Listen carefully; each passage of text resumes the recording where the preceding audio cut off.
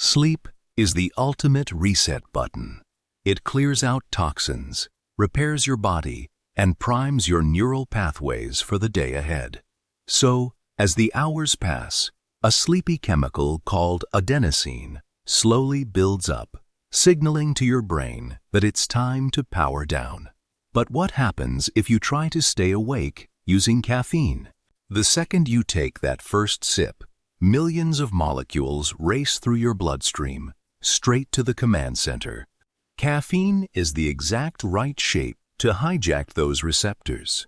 It slams into the docking ports, locking adenosine out and completely blocking the fatigue signals. The result is a massive neural ignition. Your natural stimulants flood the system. Focus sharpens, alertness spikes, and your brain is fully dialed in. But is this forced focus actually good for you? In moderation, caffeine safely boosts cognitive performance and mood.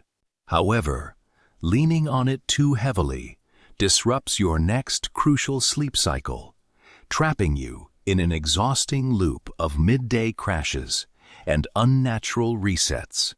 Ultimately, it's a biological short-term loan, and your body will always come to collect the debt with interest.